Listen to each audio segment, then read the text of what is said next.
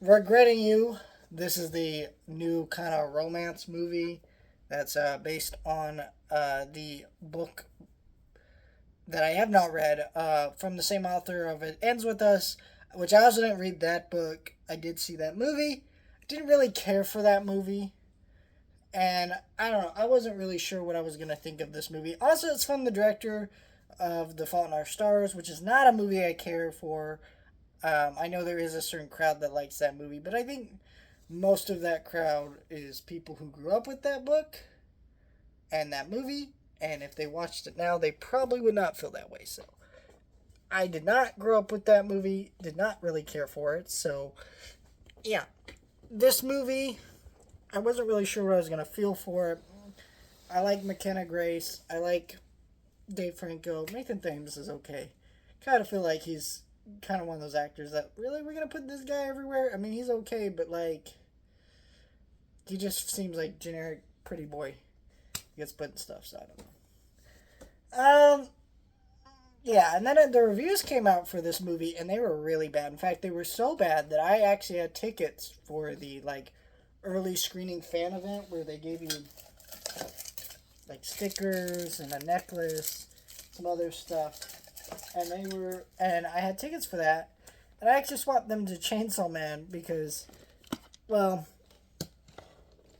the Showtime I was like a fan event thing with interviews and music videos, and I was like, I don't really need to watch interviews and a music video for a movie that might be bad. I wanted to check it out for myself, and this is a great example of why you need to check out a movie for yourself. Because actually sitting in that theater watching the movie, thinking I was gonna hate myself or just really not like the movie, I didn't.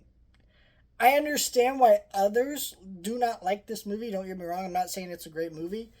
I would say this is just a 6 out of 10 movie. It's a very flawed movie with a lot of pros and cons, but also a lot of good. Let's start with the good. First of all, the performances, all the acting here is pretty good for the most part.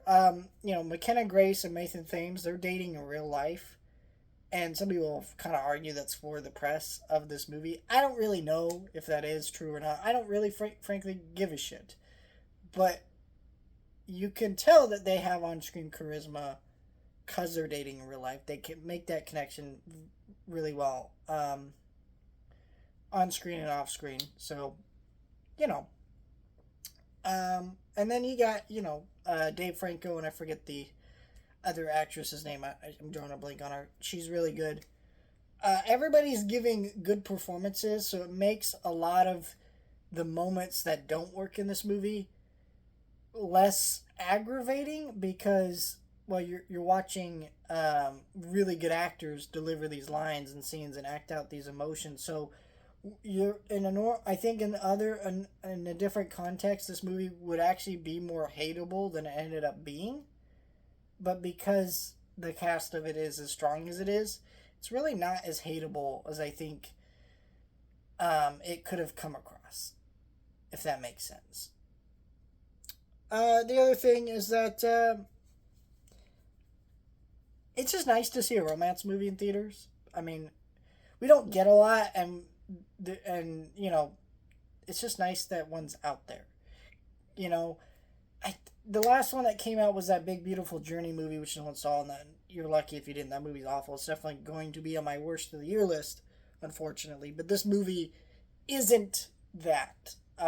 So it's just nice to have a decent romance movie that you can take your partner to.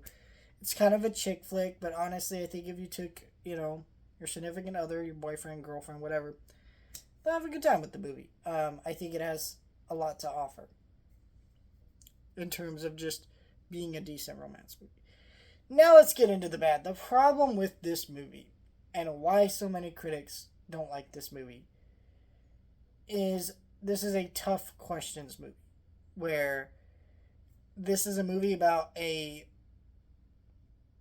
this daughter and this mother have this partner, or not this partner, dad, dad in the daughter's case and the husband in the wife's case, who was cheating on them with another person, and they're all in this scenario where they're all trying to figure out emotions over losing someone like a father or like a husband, and then also the dark secrets that was held within their relationship and what that means. And and then meanwhile McKenna Grace is also trying to see this boy who has another partner, and it's a whole different thing. I think, and so I think that you're purposely not supposed to like every action of these characters. uh, and I think for some people that might bother them. It didn't bother me a whole lot, but there were definitely moments that it really bothered me, because I was just like, wait, McKenna Grace's character is trying to date Mason Thames' character, who has another girlfriend that he doesn't really even give a shit about, because he's into her and he knows that, but yet he keeps kind of going back to her. So that makes his character really shitty, but he doesn't get called out for that much, right? Because they do tell you that it's a shitty thing to be the other girl, that you're switching back and between and forth. But his girlfriend in the movie, I kept waiting for them to become a character in the movie, because I feel like it's really shitty for them not to be.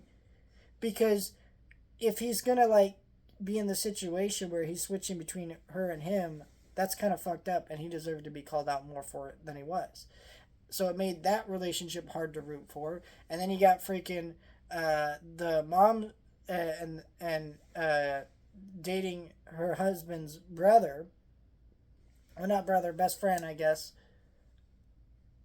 Because, they were always in love, but never really admitted it. Now they're able to explore it because they're dealing with a similar kind of trauma. Their relationship was a little bit more understandable, but still, the way she treats her daughter and the way he acts with his son is just really fucked up and mean and just not great.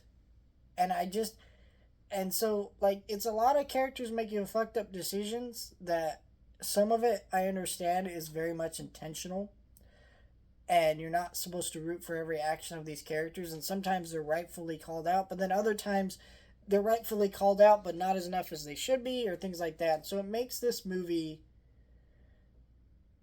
kind of a jumbled mess of ideas of relationships and trauma and dealing with grief and how you should deal with those things.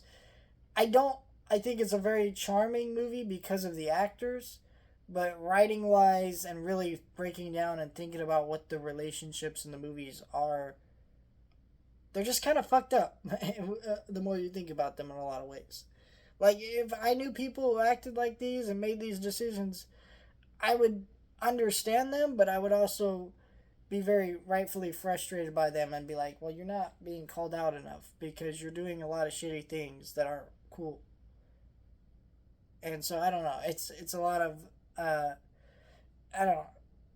I'm assuming that a lot of this is better explored in the book, and maybe they just trimmed a lot for the movie. I don't know. I can't speak to that, but I do think that the movie, because that is a little bit of a cluttered mess. This isn't a movie that I think is nearly as bad as critics are making it. I mean, for God's sake, this movie has like a 30% on goddamn Rotten Tomatoes, and meanwhile, on the audience score is like a 59 or something like that. Last time I checked, something like that. It's a pretty good audience score, because this is a pretty audience friendly movie that's enjoyable. I've talked to lots of people who've come out of this movie and they've liked it, and I think you can see why once you actually sit down and watch and just kind of ignore some of the hateful speak that a lot of the critics are using, because I just feel like, what are you even that angry about? It's not even that bad of a movie. It's not great, but no one said it had to be or is, so I don't fucking know. Critics are crazy nowadays.